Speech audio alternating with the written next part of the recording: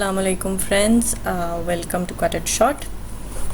चलें जी, आज हम साइकोलॉजी का लेसन नंबर 4 स्टार्ट करेंगे। उससे पहले एक रिक्वेस्ट कि आप चैनल को प्लीज़ लाइक करें, सब्सक्राइब करें और शेयर करें अपने बाकी फ्रेंड्स के साथ, ताकि उन्हें भी थोड़ी आसानी हो जाए।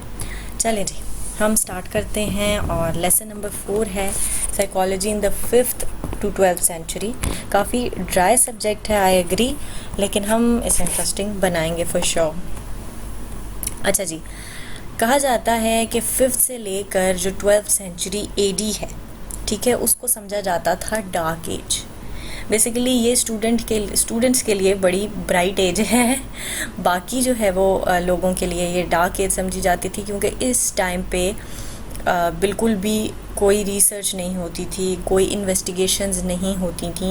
ये वो टाइम था जब रिलीजन जो है वो अपनी पीक पे था। रिलीजन्स इंट्रोड्यूस हो रहे थे, इस्लाम आ रहा था, उसके अलावा काफ़ी इस्लाम से रिलेटेड काफ़ी सारे और लोगों ने अपने मज़हब बना लिए थे। तो वो टाइम ही ऐसा था कि मज़हब को बहुत अहमियत हासिल हो रही थी और लोग ये सोचने लग गए थे, क्योंकि उनको मज़हब की नॉलेज पूरी तरह से नहीं थी। हम अगर सिर्फ इस्लाम ही की बात करें तो उनको नॉलेज पूरी तरह से नहीं थी, क्योंकि इस्लाम हमें कहता है कि टू एक्सप्लोर, आप ढूंढें, आप चीज़ों को दरियाफ्त करें, आप सोचें। इसीलिए तो हमें जहन दिया, अक्ल दिया, शऊर दिया अल्लाह ताला ने। तो वो लोग इस चीज़ को समझते नहीं थे। उन्होंने मज़हब को गलत सेंस में लेना शुरू कर दिया और कहा कि जी अल्लाह ताला ही की ज़ात कुल आप कह सकते हैं विजडम वाली है, कुल अक्ल वाली है, और इंसान तो जो है ना भाई वो कुछ भी नहीं कर सकता। उन्होंने जो उनका रोल था, जो अल्लाह ताला ने उन्हें रोल अता किया है कि आप जो है वो सोचें, आप चीज़ों पे गौर व फिक्र करें, अल्लाह ताला की निशानियाँ तलाश करें, इन्होंने क्या किया जी, उसको भी नज़रअंदाज कर दिया। यहाँ पे मैं इस चीज़ को हाईलाइट करती चलूँ। आपसे पूछा जा सकता है कि 5th से 11th सेंचुरी का जो टाइम पीरियड है उसको क्या कंसिडर किया जाता है, तो उसे जी डार्क एज कंसिडर किया जाता है। आपके जो माइंड में चल रहा है वो नहीं आपने लिखना, ठीक है जी।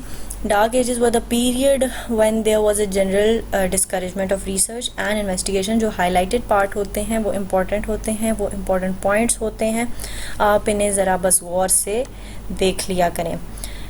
It was also thought that wisdom could be gained by looking inwards and the reflection, which was the Socratic and Platonian point of view। ठीक हो गया जी। वही बात थी कि अगर आपने अपने जहन तक ही महदूद रहना है, अपने अंदर देख लेना है, बाकी तो ज़ात जो है वो हाईएस्ट ज़ात और विजडम वाली ज़ात अल्लाह ताला की है, ठीक है जी।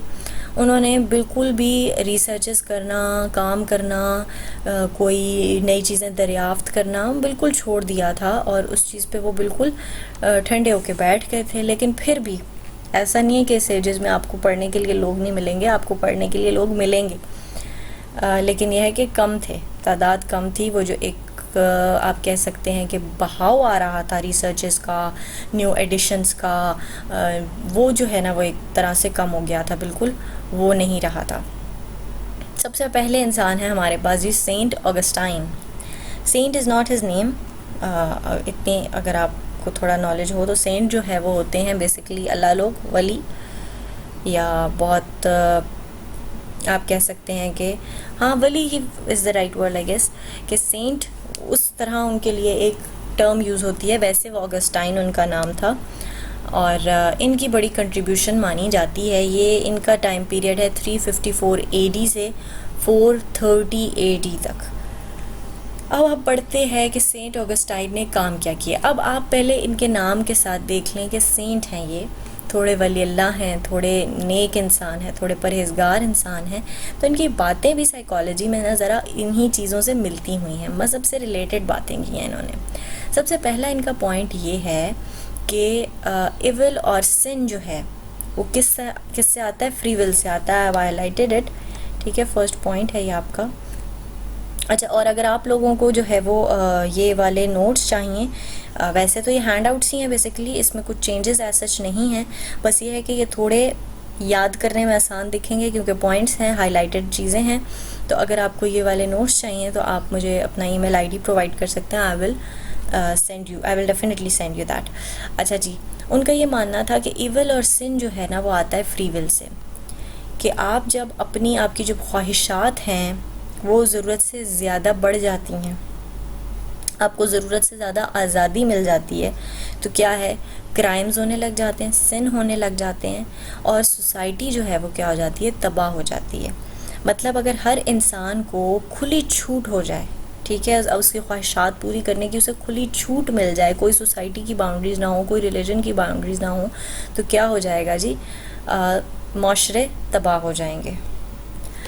वही बात हमारे पास सेंट ऑगस्टाइन ने की है कि इविल और sin is a product of free will. Free will आपको जो खुद मुख्तारी है, जो आज़ादी है, वो उसका प्रोडक्ट क्या निकलता है, वो निकलता है सिन की सूरत में, और इवल बुराई की सूरत में और गुनाह की सूरत में निकलता है। ठीक है, ये इन्होंने बात की है क्योंकि हमारी सोसाइटी में बाउंड्रीज़ हैं, हमारे रिलीजन में बाउंड्रीज़ हैं, हमारी फैमिलीज़ में बाउंड्रीज़ हैं, जिसकी वजह से हम एक बेहतर इंसान बन के निकलते हैं।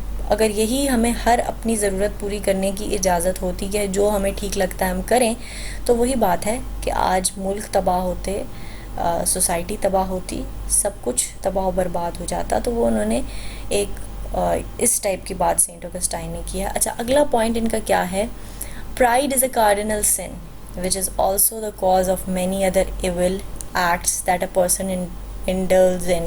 ठीक है, इस पॉइंट को भी हमने हाईलाइट यहाँ से किया हुआ है। अच्छा जी, बात करते हैं इस पॉइंट के मतलब आगे।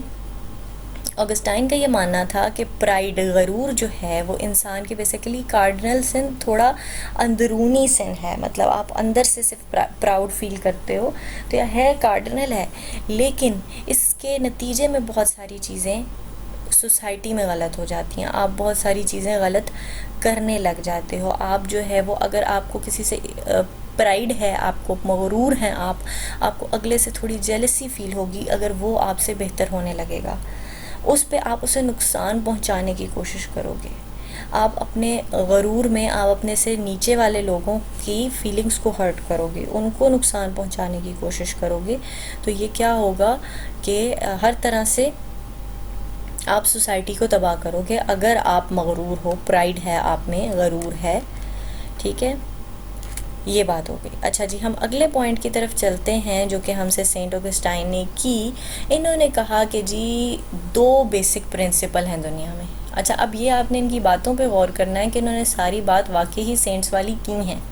इनकी बातों में कुछ ऐसा साइंटिफिक नहीं है, बेसिकली रिलीजियस है, क्योंकि डार्क एजेस चल रहे हैं, रिलीजियस का इम्पैक्ट ज़्यादा है लोगों पर, और इनके पॉइंट्स भी थोड़े रिलीजियस हैं। इन्होंने कहा कि जी यूनिवर्स जो है वो 2 बेसिक प्रिंसिपल पर चलती है, गुडनेस एंड इविलनेस। गुडनेस को हम रिप्रेजेंट करते हैं विद लाइट, और इविलनेस को हम रिप्रेजेंट करते हैं विद डार्क। तो ये 2 प्रिंसिपल्स हैं जो इस दुनिया में चल रहे हैं।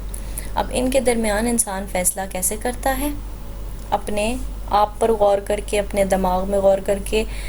इंट्रोस्पेक्शन ही के कायल हैं ये भी, ऑगस्टाइन भी। सिर्फ अभी तक हमने जिन पर्सनालिटीज़ को पढ़ा है उनमें अरिस्टोटल जो थे वो इंट्रोस्पेक्शन के कायल नहीं थे, वो दुनिया पर ऑब्जर्वेशन करने के कायल थे। तो Augustine is one of those जो कि इंट्रोस्पेक्शन पे बिलीव रखते थे कि अपने ज़ात को पढ़ लो, अपनी ज़ात में देख लो। हमें, अच्छा चलें जी आगे चलते हैं। इनका ये मानना था कि इंसान को अपने सेल्फ में देखना है, अपने अंदर देखना है, अपने माइंड में देखना है, क्वेश्चंस के आंसर अपने माइंड में ही तलाश करने हैं। जो इंट्रोस्पेक्शन के लोग अमूमन मानते हैं वही इनका बिलीव था। मज़े की बात यह है कि इन्होंने इसमें एक एडिशन किया है। एडिशन क्या किया है जी, कि इन्होंने कहा कि कैसे देखें दिमाग में, कैसे पढ़ें अपने दिमाग को, कैसे जानें, इन्होंने उसका तरीका बता दिया। इन्होंने कहा जी आप जानें, आप अपने आप को पढ़ें through reflection, but we can look in by reflection. ठीक हो गया जी, ये इंपॉर्टेंट पॉइंट है। बाहर की दुनिया में हम कैसे देखते हैं, उसके लिए अल्लाह ताला ने हमें सेंस ऑर्गन्स अता किए। अपने अंदर हम कैसे झांकें, थ्रू रिफ्लेक्शंस।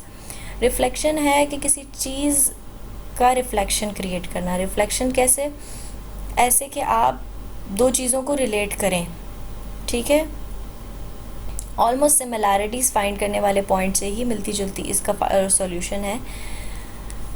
मैं यहाँ से आपको बताती चलती हूँ। हाँ जी, आपको क्या करना है, अपने माइंड के अंदर चीज़ों को देखना है। यहाँ से मैं इन चीज़ों पॉइंट को हाईलाइट कर रही हूँ। looking at and understanding ideas and thoughts and finding solution to problem through the association of ideas. associate करना है अपने चीज़ों को, ideas को associate करना है अपने mind के अंदर, वही reflection create करना होता है और उसी के ज़रिए आप अपने अंदर देख सकते हैं, ठीक है। ये एक इनकी contribution है जो कि बाकी सबसे अलग है और ज़रा आप कह सकते हैं इम्पोर्टेंट है या इसको इम्पोर्टेंस मिली है, जिस तरह भी आप बेहतर समझें। अच्छा, ये एक और इम्पॉर्टेंट पॉइंट है कि इनको फर्स्ट इंट्रोस्पेक्टिव साइकोलॉजिस्ट समझा जाता है, ठीक है, क्योंकि इन्होंने प्रॉपर बात की है, पूरी तरह से बात की है, सिर्फ ये नहीं कि अपने अंदर देखो, कैसे देखो वो भी बताया है। तो इन्हें क्या कर समझा जाता है, फर्स्ट इंट्रोस्पेक्टिव साइकोलॉजिस्ट। आपसे ये पूछा जा सकता है कि फर्स्ट इंट्रोस्पेक्टिव साइकोलॉजिस्ट कौन है, आपसे ये बात पूछी जा सकती है, ठीक है। अभी तक जो हमने पॉइंट्स आपको बताए हैं उसमें विद इन द पॉइंट्स ऐसा कुछ नहीं है। हाँ, आपसे ऑगस्टाइन का काम पूछा जा सकता है और या आपसे डार्क एजेस के मुतालिक पूछा जा सकता है कि जी डार्क एजेस क्या हैं। उसके बाद हम चलते हैं आगे अगले इनके पॉइंट की तरफ। इनका एक और इम्पॉर्टेंट जो इनके ये दो बातें इम्पॉर्टेंट हैं, उससे पहले जो इनकी बातें रही हैं वो हैं रिलीजियस पॉइंट ऑफ व्यू से, उसमें मतलब वो भी इम्पॉर्टेंट है लेकिन इन बातों के मुकाबले में उनकी अहमियत ज़रा कम है। हम इस तरह ज़रा कवर करते हुए पॉलिटिकली करेक्ट होते हुए हम ये बात करते हैं, ठीक है जी। उनका ये मानना है कि जो कॉन्शियसनेस है, ठीक है, ये एक स्ट्रीम के तरीके से ना मूव करती है। अब इंसान का काम है उस स्ट्रीम में से सॉल्यूशन निकालना, ठीक है। आपका जो कॉन्शियस माइंड है, आप जो बिल्कुल अपने हवास में आप जब होते हो और आपके माइंड चल रहा होता है, इंट्रोस्पेक्शन बेसिकली इन्होंने इंट्रोस्पेक्शन को एक्सप्लेन किया है हर पॉइंट से, ठीक है।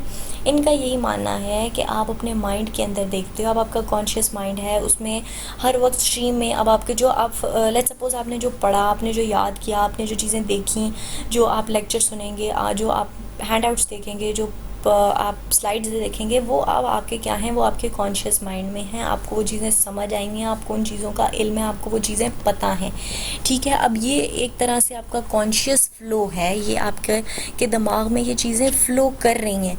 अब आपके हम इस तरह देख लेते हैं कि लेक्चर 3 तक आपको हर चीज़ की नॉलेज है, या आपके कॉन्शियस माइंड में या आपके माइंड में फ़्लो कर रही हैं, ठीक है, मेरे भी माइंड में फ़्लो कर रही हैं। अब जब मैंने अभी की कोई बात समझनी है ना, सेंट ऑगस्टाइन की कोई बात समझनी है, तो मैं उस फ्लो में से उठाकर बात ले आती हूँ कि मैंने कहा कि जी सुकरात जो थे और प्लेटो जो थे वो तो इंट्रोस्पेक्शन के कायल थे।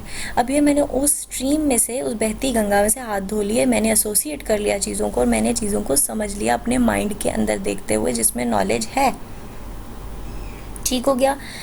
ये कहानी है सारी कि इन्होंने बता दिया कि इंट्रोस्पेक्शन आपने कैसे करनी है। अच्छा जी, आई होप के सेंट ऑगस्टाइन क्लियर हो गए। हम इनका एक थोड़ा सा रिव्यू ले लेते हैं, इनके पॉइंट्स को क्लियर कर लेते हैं। सबसे पहले इन्होंने कहा कि फ्री विल जो है ना वो क्रिएट कर देती है। उसके बाद अगला पॉइंट इनका ये था कि प्राइड जो है ना वो आपको इंडल्ज करता है, सिर में जो गरूर है, गरूर का सर नीचा है, वो आपको गुनाहों की दुनिया में ले जाता है। उसके अलावा इन्होंने ये कहा कि जी दुनिया जो यूनिवर्स है उसमें दो बेसिक प्रिंसिपल हैं, गुडनेस का जो कि लाइट है, एक इवलनेस का जो कि डार्क है। इंसान अब उन बातों तक कैसे पहुंचता है, वो इंट्रोस्पेक्शन के ज़रिए पहुंचता है, वो अपने माइंड में देख के पहुंचता है। अपने माइंड में कैसे देखता है, रिफ्लेक्शन के थ्रू देखता है, कॉन्शियसनेस की बहती गंगा में से वो प्रॉब्लम्स का सॉल्यूशन निकाल लेता है, ठीक है जी। तो ये बात हो गई इन शॉर्ट। आगे चलते हैं जी एविसेना पर। एविसेना का नाम आपने बहुत दफ़ा सुना होगा, जिन्हें इब्न सीना भी कहा जाता है। इनका जो ईयर है वो है 980 AD से 1037 AD तक। इसको हम हाईलाइट कर लेते हैं, ठीक है जी। एविसेना ने काफ़ी सारी चीज़ों को पढ़ा है, कुरान पढ़ा है, फ़िज़िक्स पढ़ी है, थियोलॉजी पढ़ी है, मेडिसिन पढ़ी है और काफ़ी सारे कॉन्सेप्ट्स डेवलप किए हैं, हमारे लिए काफ़ी सारी आसानियाँ पैदा की हैं। तो आइए अब हम इनके जो पॉइंट्स हैं उन्हें पढ़ लेते हैं। एविसेना का सबसे पहला पॉइंट, वही पॉइंट जो हम इतने अरसे से पढ़ रहे हैं, इन्होंने कह दिया कि जी सोल, क्योंकि ये जो ग्रीक पीरियड है जो कि एशियंट पीरियड है साइकोलॉजी का, बेसिकली ये एक कोल्ड वॉर आप कह सकते हैं थी बिटवीन के कुछ लोग ये कहते थे कि जी सोल और बॉडी सेपरेट हैं, कुछ कहते थे सोल और बॉडी सेम है। हमने ये पढ़ा है कि जो एरिस्टोटल जो हमने अभी लास्ट पढ़े हैं लास्ट चैप्टर में, उनका यही मानना था कि सोल और बॉडी सेपरेट हैं। एविसीना ने उनके पॉइंट से एग्री करते हुए कहा है कि जी वाकई ही सोल और बॉडी सेपरेट हैं। और उनका ये भी मानना था, उन्होंने सिर्फ यही नहीं कहा कि ये अलग हैं, उन्होंने कहा कि जी सोल ना एक तरह से बॉडी को रूल करती है, ठीक है। ये भी बात उन्होंने कही है कि सोल ही इंसान की बॉडी के एक्शंस, उसके बिहेवियर्स, उसके मैनर्स को डिटरमाइन करती है।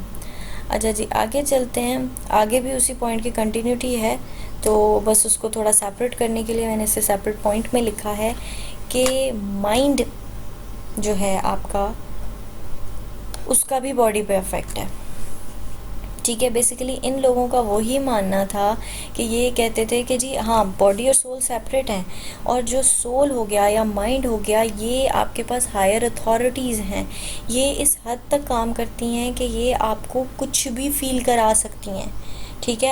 आप ये देख सकते हैं कि अगर आपका माइंड जो है वो हिप्नोसिस होता है जब, और आपका माइंड एक इंसान अपने काबू में कर लेता है, तो ऑटोमेटिकली आपकी बॉडी आपके काबू में आ जाती है। वो आपको कहते हैं आप सो जाएं, आप अपनी आंखें बंद कर लेते हैं। आइज़ आपके माइंड का पार्ट नहीं है, आपका जो है वो फिज़िकल पार्ट है, तो वो डिपेंड कर। एविसीना का यही मानना था कि आपकी जो माइंड है, जो सोल है, वो आपकी पूरी बॉडी को फंक्शन करा लेती है। उसके अलावा इनका ये कहना था कि 4 स्टेजेस ऑफ मोशन होते हैं, ठीक है। अच्छा, अब ये आपने याद रखना है कि 4 स्टेजेस ऑफ मोशन आपसे अलहदा से भी पूछे जा सकते हैं, तो आपने इनको एक शॉर्ट या 5 पॉइंट्स हैं ना इसके, हाँ शॉर्ट के ऑलमोस्ट आपके के लिए आप माइंड में रख सकते हैं कि एविसीना ने 4 स्टेजेस ऑफ मोशन दिए थे। ऐसे पूछा जा सकता है कि 4 स्टेजेस ऑफ मोशन किसने बताए थे, तो एविसीना ने बताए थे। इन्होंने कहा कि जी 4 तरीक़ों से ना गुज़रने के बाद मोशन होता है। कैसे? सबसे पहले इमेजिनेशन होती है, आप कोई चीज़ इमेजिन करते हैं कि भाई मैं लेट्स सपोज़ कि मुझे एक साइकोलॉजिस्ट बनना है, मुझे एक साइकेट्रिस्ट बनना है, मुझे कुछ भी बनना है, मैं पहले उस चीज़ को इमेजिन करूँगी कि अच्छा ऐसे ऐसे ऐसे होगा, मैं ऐसे ऐसे ऐसे करूँगी, ये मैंने इमेजिन कर लिया, ठीक है। फिर मेरी उसके लिए, उस काम के लिए विलिंगनेस बढ़ गई, डिज़ायर बढ़ गया कि यार ये तो बड़ा मज़ा आएगा, मैं तो ऐसे ऐसे करूँगी, मैं तो ऐसे ऐसे हॉस्पिटल जाऊँगी, मैं स्कूल्स में जाऊँगी, मैं यहाँ जाऊँगी, मैं यहाँ पे थेरेपीज़ करूँगी, ऐसे होगा वैसे होगा, सब इमेजिन हो गया, फर्स्ट क्लास से इमेजिन हो गया। डिज़ायर हो गया आपका कि अब मैंने उसके लिए विलिंगनेस शो कर दी। मैंने क्या किया, मैंने इस डिग्री में एडमिशन ले लिया, मैंने इसको पढ़ना शुरू कर दिया, मैंने इसमें दिन रात एक करना शुरू कर दिया अपने उस चीज़ को अचीव करने की खातिर। इम्पल्जन हुई, मुझे एक पुश मिलता गया, मोटिवेशन मिलती गई अपने उस एक डिज़ायर को अचीव करने का, अपनी उस ख्वाहिश को, उस इमेजिनेशन को हासिल करने का, ठीक है। एक पुश मिला मुझे, एक विलिंगनेस मेरे अंदर पैदा हुई कि हाँ मैं कर सकती हूँ। उसके बाद मैंने अपनी मूवमेंट स्टार्ट की, उसके बाद मैंने पढ़ना स्टार्ट किया, ठीक है। बेसिकली मैंने उस फील्ड को पढ़ना स्टार्ट किया, उसके बाद मैंने रिसर्च स्टार्ट की, उसको समझना शुरू किया, तो ये मेरा एंड एक्शन निकला। सबसे पहले क्या हुआ, मैंने इमेजिन की अपनी फील्ड, कैसे ऐसे मैं ये करूँगी। डिज़ायर मेरे अंदर, उसकी ख्वाहिश पैदा हुई कि हाँ भाई यार ये तो बड़े मज़े हैं इस फील्ड में, ठीक है। Desire, I am just giving an example, don't take it seriously. Desire, मैंने कहा जी बड़े मज़े हो गए इस फील्ड में। इम्पल्जन क्या हो गया कि मुझे अंदर से मोटिवेशन आने लगी कि यार अब तो करना है, अब तो करना है। और फिर मूवमेंट, एट द एंड मैंने इसमें एडमिशन लिया और इसे पढ़ना स्टार्ट किया, ठीक हो गया जी। ये हमारी हो गई मूवमेंट। उसके बाद इनकी एक और बड़ी अहम कंट्रीब्यूशन ये है कि इन्होंने प्राइमरी और सेकेंडरी परसेप्शंस में डिफ्रेंसिएशन पैदा की है, ठीक है। ये भी पूछा जा सकता है, 2-3 तरह से क्वेश्चंस आ सकते हैं। एक तो आपसे प्राइमरी परसेप्शन और सेकेंडरी परसेप्शन के डिफरेंसेस आ सकते हैं, अलग-अलग भी इन्हें पूछा जा सकता है। किसने इनको को इंट्रोड्यूस करा है, ये भी आपसे शॉर्ट MCQs में पूछा जा सकता है। अच्छा जी, प्राइमरी परसेप्शन क्या होती है? प्राइमरी परसेप्शन बेसिकली इल्यूजन होती है। इल्यूजन क्या है? एक धोखा, नज़र का धोखा, ठीक है। इसको हम अदर वर्ड्स में हम इसे सब्जेक्टिव परसेप्शन भी कहते हैं। मतलब ये कि मैं एक गार्डन में जा रही हूँ और मैंने लेट्स सपोज़ कि अभी कोई ऐसी मूवी देखी है, कोई थ्रिलर देखा है, ठीक है, जैसे ये नहीं होता कि आपने जब कोई आप हॉरर मूवी देखते हैं तो आप अच्छे भले होते हैं, आप डरपोक इंसान नहीं होते, लेकिन आप कोई थ्रिलर मूवी देखते हैं, अचानक से आपके दिल में ना डर हो जाता है, फिर आपको एक नॉक भी, किसी का गुजरना भी आपको, आप मूवी से रिलेट करते हो, आपकी इमेजिनेशन हो जाती है, आपको इल्यूजन्स फील होती हैं, आपको लगता है हाँ वाकई मेरे साथ भी कोई है, जैसे उस मूवी में फ़लाँ बंदे के साथ कोई था ना, मेरे साथ भी कोई है। ठीक है, तो ये इल्यूजन्स आपकी प्राइमरी परसेप्शंस है। ठीक हो गया जी। और ये सब्जेक्टिव हैं, ठीक है, सब्जेक्ट बेस हैं। जो सेकेंडरी परसेप्शन होती हैं ये होती हैं ऑब्जर्वेशंस। ऑब्जर्वेशंस ये पैदा होती हैं आपकी लॉजिकल रीजनिंग से, आप असल में सोचते हैं, आप असल में कुछ करते हैं, ये आपकी सेकेंडरी परसेप्शंस है। प्राइमरी परसेप्शंस हैं आपके दिमाग का फतूर जिसे कहा जाता है देसी लैंग्वेज में है, वरना इल्यूजन्स आप यूज़ कर सकते हैं। और जो सेकेंडरी परसेप्शंस हैं वो बेसिकली असल में होने वाली चीज़ें हैं, based on logical reasoning and rationality of observation की बिना पर होने वाली लॉजिकल चीज़ें। ठीक है, उसके अलावा एविसीना ने एक और इम्पॉर्टेंट बात कही कि एविसीना, आपको ये बताती चलूँ कि वो पहले इंसान थे जिन्होंने ये कहा कि जो आपका माइंड है उसका भी आपकी सिकनेस के साथ ताल्लुक़ हो सकता है। उससे पहले फ़िज़िकली ही सिकनेस को रिलेट किया जाता था, एसोसिएट किया जाता है कि सिकनेस है तो वो फिज़िकल सिकनेस है। नहीं, इन्होंने कहा कि वो माइंड से भी रिलेटेड हो सकती है। ठीक है, इन्होंने कहा कि माइंड इस हद तक स्ट्रॉन्ग है कि अगर आप सोच लें कि आप ठीक हैं तो आप ठीक हो जाते हैं, और अगर आप सोच लें कि आप बीमार हैं तो आप बीमार हो जाते हैं। मतलब जब कोई पेशेंट को आप मोस्टली जाते हैं कंसोल करने के लिए, तो आप क्या उसको कहते हैं कि आप यार विल पावर की तरह विल पावर से काम लें आप। ठीक है, कि आप विल पावर से काम लेंगे, आप ये सोचेंगे कि आप ठीक हैं, आपकी जीने की चाह है आप में, आप ठीक होना चाहते हैं, आप ठीक होंगे। लेकिन एज़ लॉन्ग एज़ आप समझेंगे कि हाँ मैं बीमार हो गया, अब तो मैं मर गया, तो आप बाकी मर भी सकते हैं। ठीक है, यहाँ पे एक इम्पॉर्टेंट ये पॉइंट है फॉर MCQs, वहम उन्होंने कहा है इज़ एकिन का मतलब होता है सिमिलरली क्या है, जिसे मॉडर्न साइकोलॉजिस्ट आज के वक्त में साइकोथेरेपिस्ट जो हैं वो नर्वस रिस्पॉन्स कहते हैं, जो वहम है इंसान का। ठीक है, उसको नर्वस रिस्पॉन्स कहा जाता है। तो ये हमारे पास आ जाती है, इसकी एग्जांपल भी इन्होंने दी हुई है यहाँ पे कि अच्छा जी, वही बात होगी कि उन्होंने डिजीज़ के बारे में मुतल्लिक़ कहा कि जी वो पहले इंसान है जिन्होंने फ़िज़िकली नहीं, इनको साइकोलॉजिकल पॉइंट ऑफ व्यू से भी देखा है। अच्छा, एक हम इनका रिव्यू ले लेते हैं, क्विक सा रिव्यू लेंगे, वीडियो काफ़ी लंबी हो गई है। एविसीना ने कहा कि जी बॉडी और सोल सेम नहीं है, दो सेपरेट चीज़ें हैं। उसके अलावा इन्होंने ये कहा कि बॉडी पे माइंड का बहुत ज़्यादा इफेक्ट है, माइंड और सोल जो हैं वो सुपीरियर हैं और वो बॉडी को काफ़ी हद तक कंट्रोल करते हैं। 4 स्टेजेस ऑफ मोशन बताए हैं, इमेजिनेशन, डिज़ायर्स, इम्पल्जन और मूवमेंट। उसके अलावा प्राइमरी परसेप्शन, सेकेंडरी परसेप्शंस के मुतल्लिक़ भी इन्होंने बात की है। So that's it for today, take care, अल्लाह हाफ़िज़।